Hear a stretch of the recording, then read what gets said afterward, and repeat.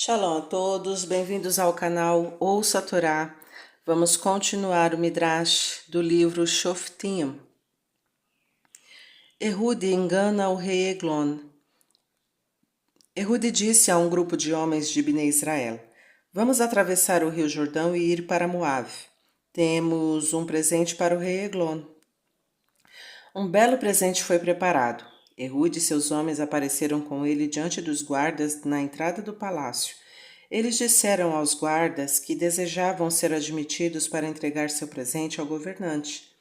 Os guardas não suspeitaram porque os judeus não estavam armados. Os guardas não notaram a pequena espada de 2 gumes que Ehud sob o casaco. Eles apenas inspecionaram o lado esquerdo do corpo dele. Um homem geralmente coloca a sua espada à esquerda a fim de retirá-la com a mão direita. Onde estava a espada? Estava no lado direito de Ehud. Ehud era canhoto. Ele sempre colocava a espada à direita. Hashem fez Ehud especialmente canhoto a fim de ajudá-lo com seu plano.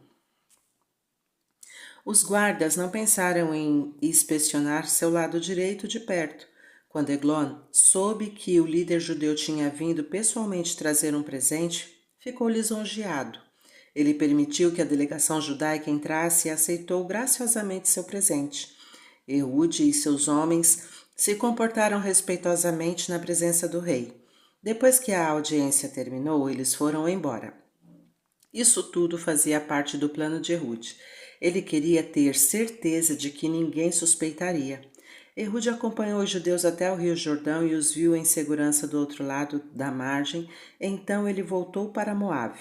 Ele apareceu na entrada do palácio e disse aos guardas: Por favor, deixe-me ver o rei novamente, tenho algo importante para contar a ele.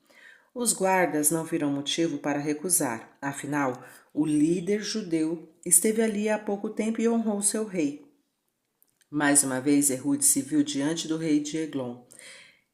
Ele disse: A mensagem que eu trago é extremamente secreta. Eu nem queria que meus companheiros judeus a ouvissem. Foi por isso que voltei sozinho. O rei acreditou nele. Ele ordenou que todos saíssem da sala. Então ele convidou Ehud para uma câmara interna e privada, onde se sentou em seu trono. Vossa Majestade, eu trago uma mensagem de Deus, Ehud falou.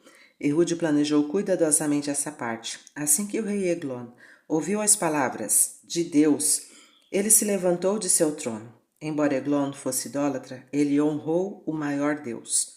Um tzadik como Ehud não usaria a palavra Deus para mentir. Ele realmente tinha uma mensagem secreta de Deus de que deveria matar esse rachá. Por que Ehud queria que o rei Eglon se levantasse? Eglon era muito gordo. Ele faria bastante esforço para se levantar. Dessa maneira ele se distrairia e não iria perceber o que Ehud estava fazendo. O rei estava concentrado em se levantar do trono quando Ehud, rápido como uma piscadela, sacou a espada. Ele a enfiou profundamente no abdômen do rei. Ehud fez isso tão rápido que Eglon morreu antes que tivesse tempo de gritar. Hashem ajudou Ehud com seu plano. Se Eglon gritasse, os criados teriam entrado correndo e matado Ehud. Cada segundo era precioso agora. Ehud corria risco de vida. Ele teve que escapar imediatamente. Assim não teve tempo de retirar sua espada do corpo do rei. Ehud também não quis arriscar ficar manchado de sangue. Ehud, portanto, deixou o rei morto no chão e saiu correndo da câmara. Ele trancou a porta atrás de si para ganhar tempo extra. Hashem claramente o protegeu. Nenhum dos guardas ou criados o deteve. Ele saiu do palácio sem obstáculos e correu para o rio Jordão. Depois de atravessá-lo, ele estava seguro. Enquanto isso, os servos de Eglon se perguntavam o que o rei estaria fazendo há tanto tempo. Eles notaram que a porta do seu quarto particular estava trancada. Eles disseram: ele deve ter trancado por dentro porque ele precisa de privacidade. Talvez tenha ido ao banheiro.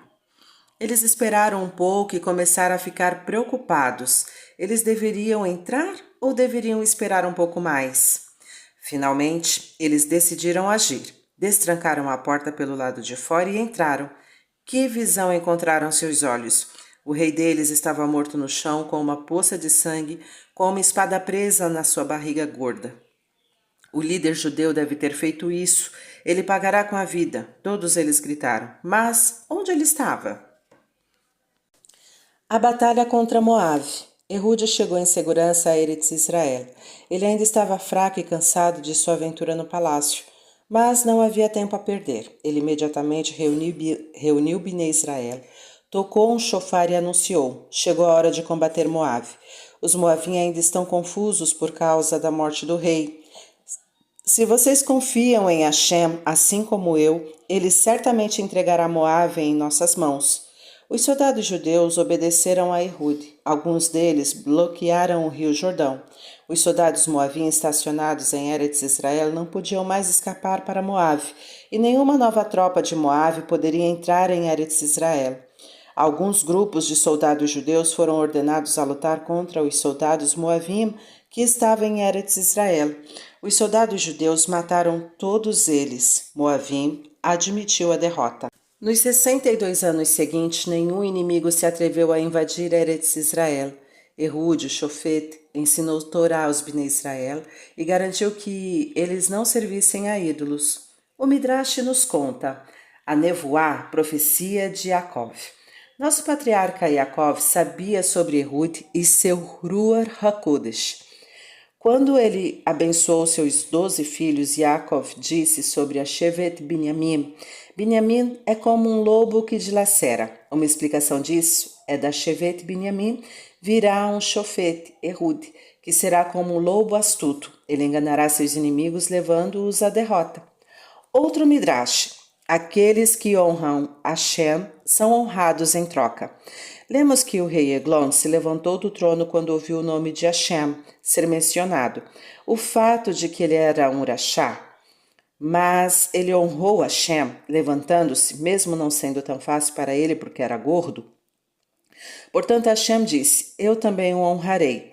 Uma das netas de Eglon era Ruth. Ela se tornou judia e casou-se com Boaz. Ruth teve um famoso bisneto, o rei Davi. Veja a enorme recompensa de Eglon.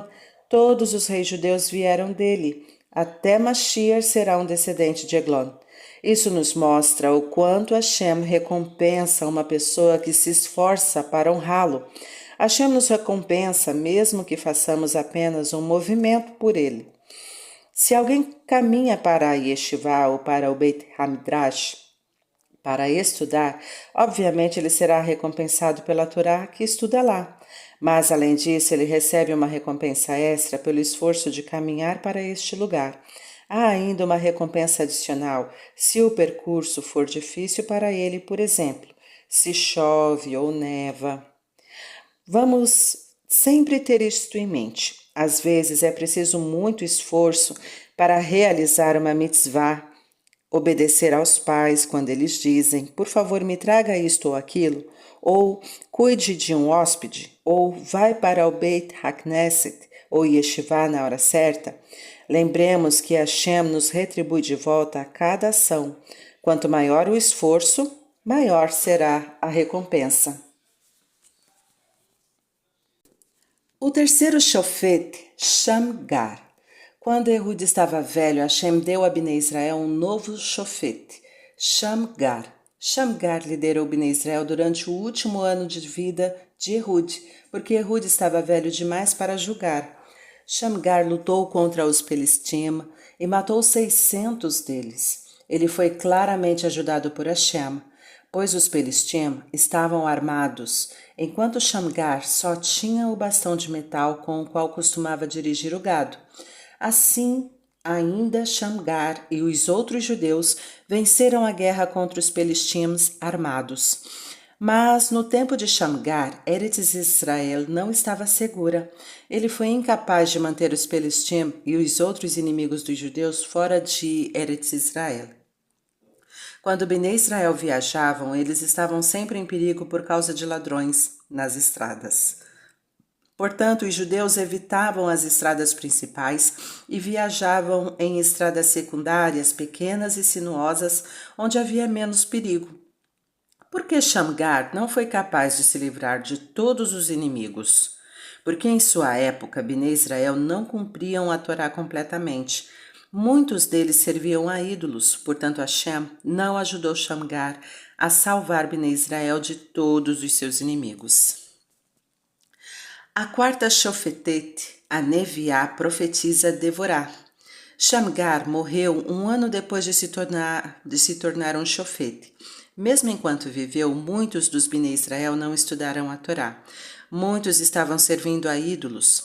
Após sua morte, as coisas ficaram ainda piores.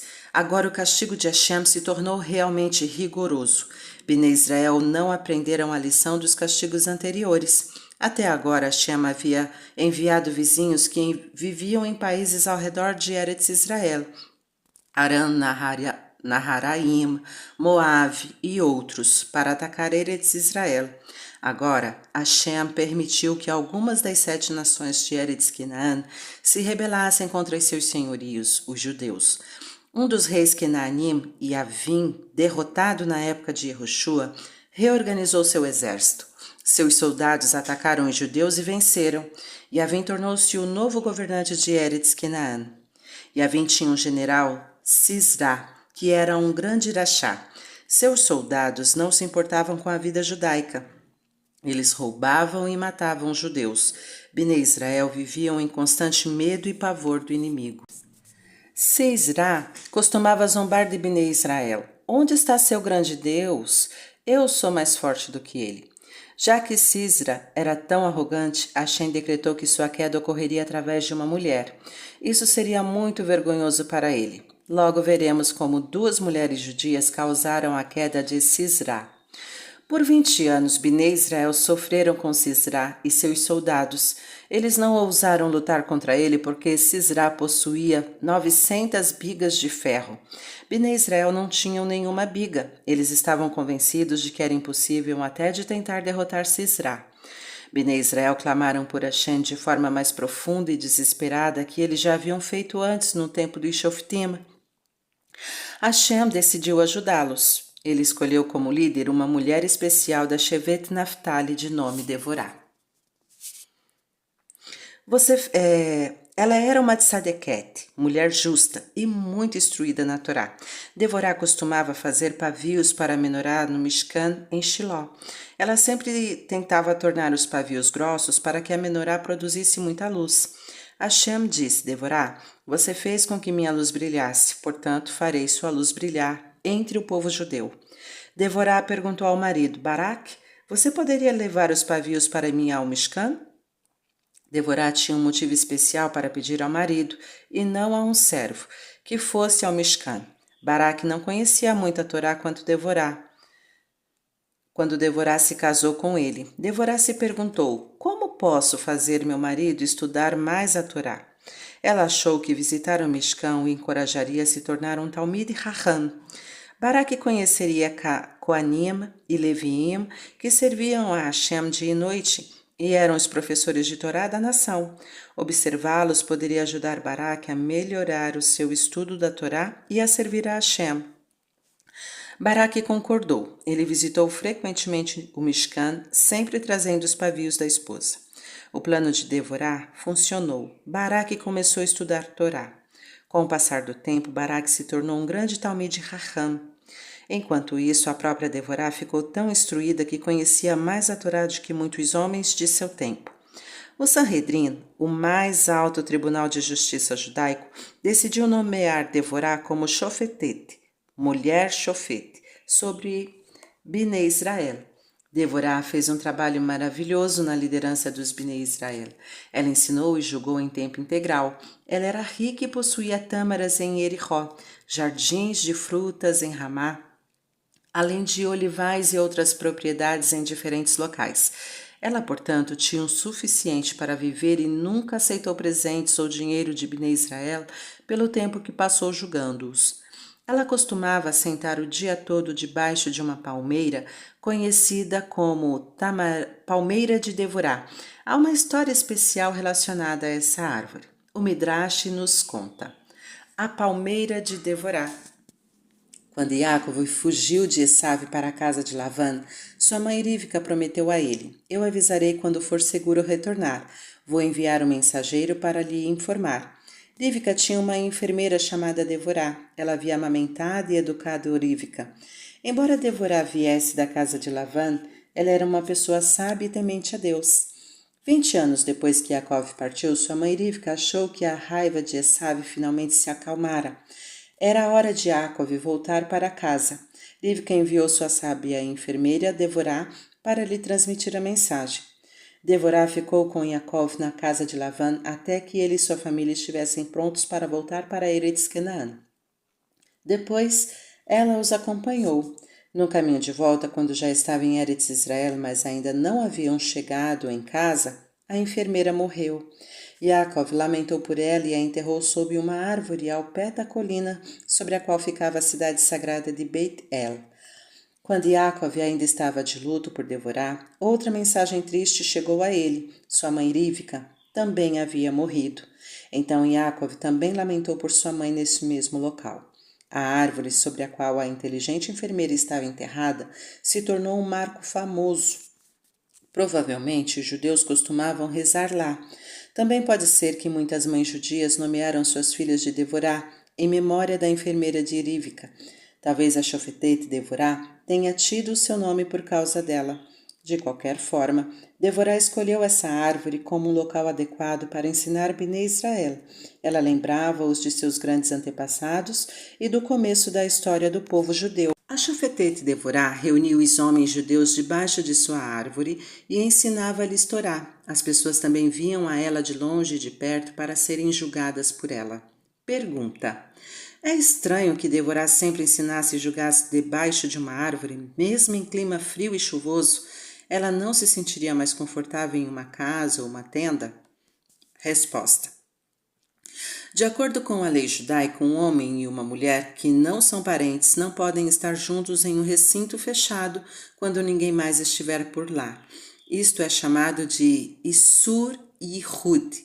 Devorá fez questão de estar sempre em um lugar aberto para que todos pudessem vê-la, pois os homens costumavam procurá-la para estudarem ou serem julgados. Vamos continuar em outro momento. Tá gostando do conteúdo do canal? Então curta, comenta, compartilha. Se ainda não é inscrito, se inscreve, ativa o sininho e fica por dentro das novidades. Shalom a todos!